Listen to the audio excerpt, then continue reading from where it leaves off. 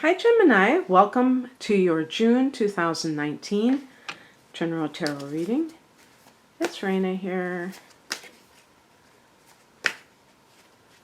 on a Saturday night doing tarot readings. It's like 10 o'clock and I said, hey, I think I'm going to do some tarot readings. This is about as exciting as it gets for me on Saturday night these days. Oh my gosh. Oh no.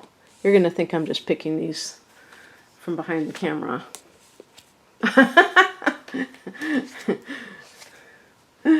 Well, I got 5 out of 6 major arcana cards. I actually had somebody say that to me because sometimes I do just shuffle them behind the camera and have them in my hand, and then I just like dole them out. And I had somebody say, well, it'd be nice if you'd show them on camera. And, I do that most of the time, but sometimes I just don't feel like taking the extra step. And with this particular spread, you might wonder. But no, I did pick them randomly. So, June is your birthday month, most of you. Happy birthday. And so the idea that a lot would be happening, because major arcana cards are connected to more significant things happening. The minor arcana can be like the day-to-day kinds of developments that are just, not particularly significant. But then you have the major arcana cards. It could be like being in a crossroads and things like that. But certainly when you have your solar return and your new moon in June, you're just having an injection of a lot of new stuff happening, transits in your sign, and so on. As a matter of fact, now I realize that, the Lover's card is connected to Gemini. And this card, besides the self-explanatory relationship connection, can actually be about a choice that you have to make in some area of your life. And, it's funny because the two cards that flank the Lover's card on the left is the High Priestess, which is the past position, and then on the upper right is the Temperance card, which is the higher message. So both of those cards are, the High Priestess and the Temperance card, really speaking about having a balanced approach, but also going within, connecting with your higher self, possibly about an important decision. Now, in the past position, the High Priestess could be suggesting that you have been sensing something, and perhaps about a relationship that you're in, and you're kind of like, it doesn't have to be like a marriage. It could be an affair even.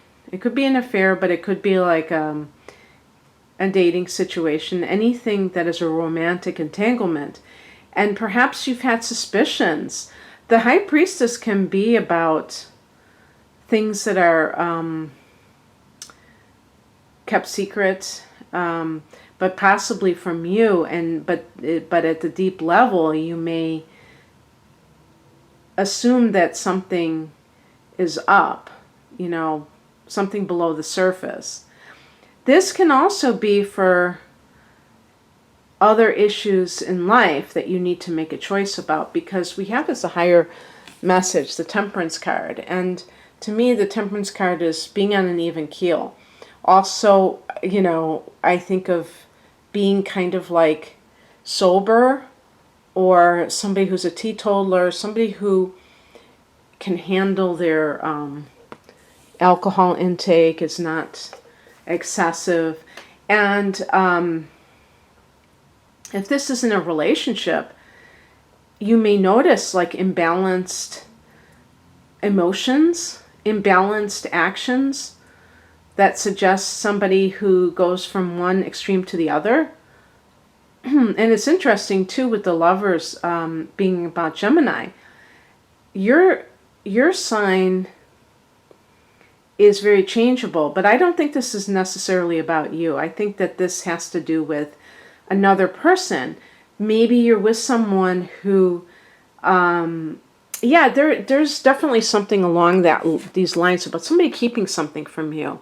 Because this is the moon card in the challenge position, and this can make it even more so. By the way, too, that's another thing. In June, there is a full moon in Sagittarius, and this is your opposite house and sign. So that's the 7th house of committed partnership, where I would say the Lover's card, if we were going to assign houses for each of these cards, I would put the Lover's card in the 7th house and the moon card in the 12th house, because the moon card is connected to Pisces. Okay, and so perhaps the person is a Pisces even. But the moon card in the challenged position is, even in the upright position, can be challenging. But this can be a card of deception, of addiction, of mental illness, and, like mood changes, somebody who is not balanced, like the Temperance refers to. And it's kind of interesting because, like a sign like Gemini may not really pick up on this at first, because you may, you're the kind of person who is very flexible. You're a mutable sign. So you may be able to tolerate changes in other people because you're quite changeable yourself. But then you realize that it kind of takes you on a roller coaster, this other person. By the way, this other person could be a child. The Lover's card is simply a card of choice, so it doesn't have to refer just to romantic relationships. So you may be deciding whether or not, maybe this is an adult child, whether or not you're going to continue to let them live with you. If you suspect that they're using, maybe they quit and you suspect they're using again and they're lying about it, they're pretending that they're not. The thing about the moon card too is that it can indicate lying to yourself, being in denial. So whatever this choice is that you have to make, Gemini, make sure that you're really seeing the situation as it is. Don't gloss over things. The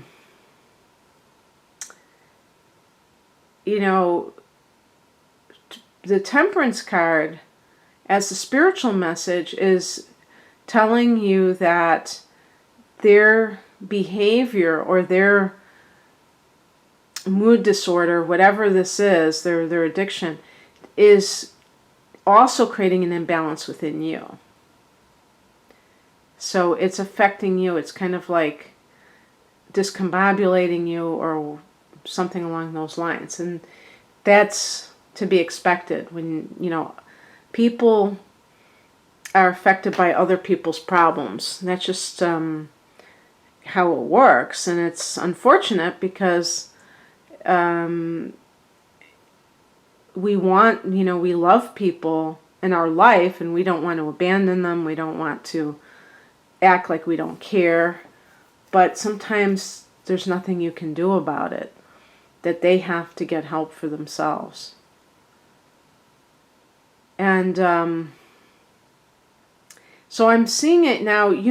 I'm hoping that enough people can resonate with this, because some people will say, well, I don't have any of this going on. Well, I'm just reading what I see here based on the majority of the cards. So that's all I can do.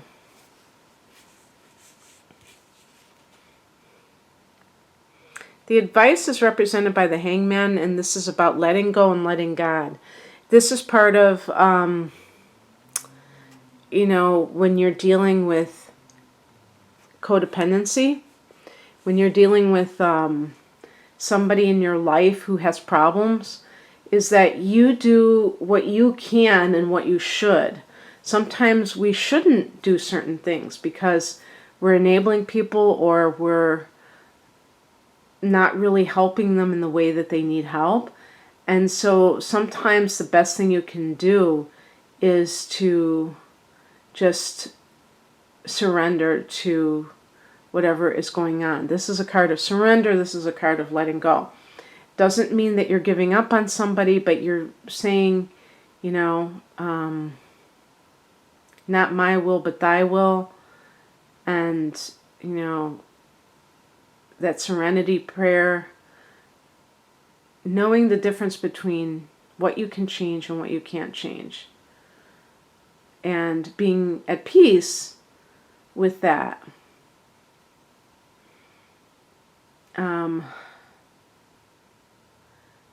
And, you know, I want to just reiterate, this is not necessarily just about addiction.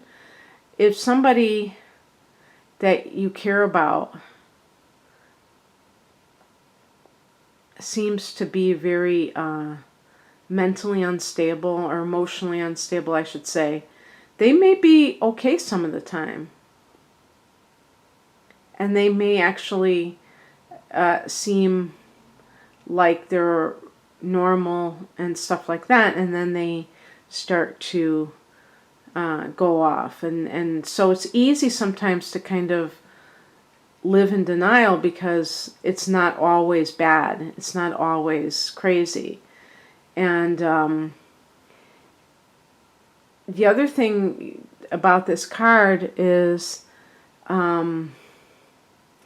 if there's some kind of a situation where you think somebody's cheating on you, but you don't really have proof, you know, the Temperance card, to me, in that context, is about keeping balanced about, you know, another person. Even if somebody is cheating or you will eventually separate from somebody, it doesn't mean that you have to lose your equilibrium over that. Sometimes people risk being imbalanced because they want so much to believe the lies. And I think that's where it trips people up. And then they find out that the person was lying, and then they get more and more full of anxiety or just angry about it. And all of those things can keep you off kilter and keep you from feeling a sense of balance and rational ability to think straight, you know, like you stopped thinking straight when you're all riled up with some kind of emotional thing. So you have to really be able to detach, I think, and I think the Hangman is also about that, and about kind of like letting go of the need to control the situation so that you can just kind of feel free from it. Because sometimes if you're dealing with a certain person who may even be kind of like a narcissist, they want that drama. They want that reaction out of you. They want you to know that they're cheating because they want to feed off of negative emotions, and which is kind of, you know, it's kind of pathetic, isn't it, to live life like that. It's sad that people feel the need to do that. And basically what I would say is don't give people the satisfaction by doing that. You know, never let them see you sweat.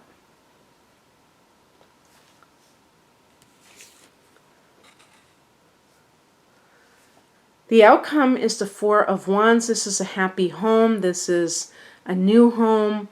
I think that, you know, when I actually picked this card, because this was the only minor arcana card, I was like, well, that's a weird card, because everything else is pointing to like this really heavy emotional scene. I mean, not everything, but it does seem like Gemini is dealing with deception from possibly their significant other. And what I think that this card represents is that, you know, you are probably going to realize something, and perhaps the full moon in Sagittarius will kind of reveal something, a secret about your partner, if you're having problems with your partner. And it will make it that much easier to kind of, oh yeah, you know, the Temperance card is associated with Sag. I think I refrained from saying that. But this will make it, you know, if you find out something about a partner that they have been lying about, then, you know, maybe you have like proof. Then you can justify leaving if before you were kind of second guessing yourself.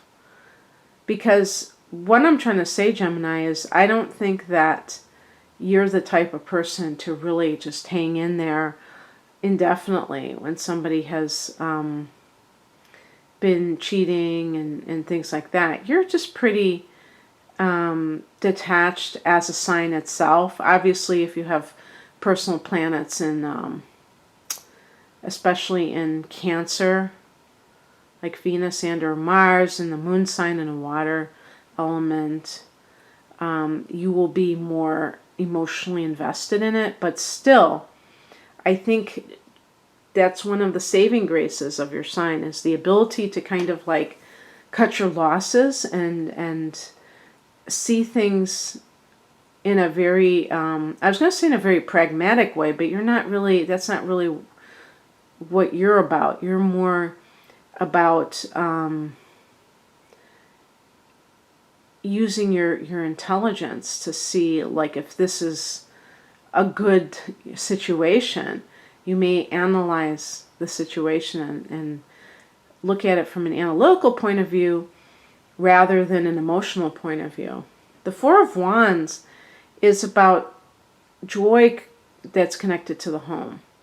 And maybe you haven't felt that way for a long time, and maybe now you can get back to that because you've been living with somebody. Maybe there's been this unspoken tension. And if you leave that situation, I think that the hangman could even be like a legal separation if you're married, where you're living in a separate residence. And that's like a kind of a holding, a waiting period before you decide what you're going to do. And that could show you how much better you feel. And then if you feel like a sense of relief, a sense of freedom, you might decide to make it permanent. And so see what happens, if this makes any sense to you. But anyway, I hope that enough of you are able to understand this reading. And if you would like a personalized reading for love, career, all of the above, most of my readings are actually astrology based. So check me out at rainandmoonastrology.com. The link is below. Take care. Bye.